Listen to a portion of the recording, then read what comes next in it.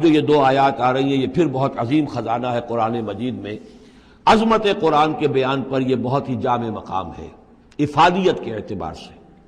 یا ایھا الناس، اے لوگو، قد جاءتکم موعظۃ من ربکم وشفاء لما فی الصدور، دیکھو آ گئی ہے تمہارے پاس نصیحت تمہارے رب کی طرف سے، اور جو روگ تمہارے سینوں میں ہیں ان کی دوا، ان کی شفا.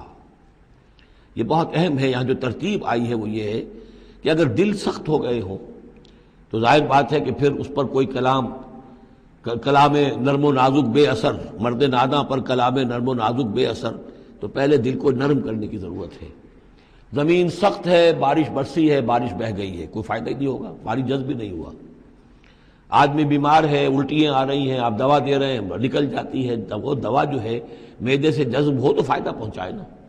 تو پہلا کام یہ ہے کہ دل کو نرم کیا جائے. ثم قست قلوبکم، جو دل سخت ہو گئے تھے انہیں نرم کیا. اس کے لیے واعظ کی ضرورت ہے، موعظہ، نصیحت، ایسی بات جو دلوں میں گداز پیدا کر دے، نرمی پیدا کر دے. پھر اس کے بعد جب وہ دوا بن کر اور وہ جذب ہو جائے تو اب اس کی تاثیر ہوگی کہ اب جو اس کے اندر امراض ہیں دلوں کے اندر، دلوں میں امراض کیا ہیں؟ دنیا کی محبت، دولت کی محبت، شہرت کی محبت، جائیداد کی محبت، اولاد کی محبت، بیویوں کی محبت. دنیا یوں سمجھیے کہ ایک شے ہے، اسی میں ساری چیزیں آ جائیں گی.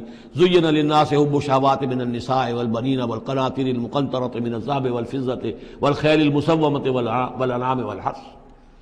یہ روگ اور تکبر اور حسد اور بغض، ان چیزوں کو نکال کر ان کا جو ہے علاج ہے وہ قرآن ہے. قد جاءتکم موعظۃ من ربکم، قرآن مجید اولاً تو موعظہ ہے، واعظ ہے، نصیحت ہے. پھر شفا ہے، شفاء لما فی الصدور، جو سینوں کے اندر جو روگ ہیں ان کا علاج ہے. وہدن، اور اب ہدایت ہے. بیماری اندر سے نکلے گی تو اب قرآن کی ہدایت پر آپ جو ہے عمل کریں گے، اس کی رہنمائی کو عملاً اختیار کریں گے. اور آخری نتیجہ ورحمۃ للمومنین، اہل ایمان کے حق میں پھر یہ اللہ تعالیٰ کی سب سے بڑی رحمت. الرحمن علم القرآن، رحمان کی رحمانیت کا مظہر اتم یہ قرآن ہے. قل بفضل اللہ وبرحمتہ، اے نبی ان سے کہیے یہ قرآن جو نازل ہوا اللہ کے فضل سے اور اس کی رحمت سے نازل ہوا ہے.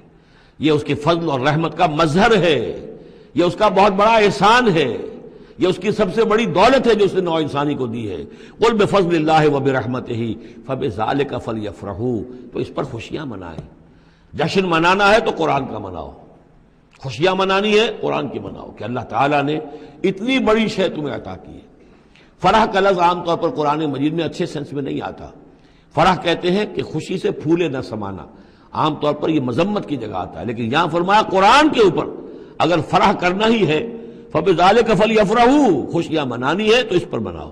هُوَ خَيْرٌ مِّمَّا يَجْمَعُونَ، وہ جو کچھ تم جمع کر رہے ہو ساز و سامان دنیاوی، اور تم کہاں سے لے کر آئے ہو، تم نے سجاوٹ کے لیے سامان جمع کیا ہے، ڈیکوریشن پیسز جمع کیے ہیں، کہاں سے اینٹیکس لے کر آئے ہو، پیسے خرچ کیے ہیں، یہ ساری چیز جمع کر رہے ہیں. ان سے کہیں بہتر ہے یہ قرآن.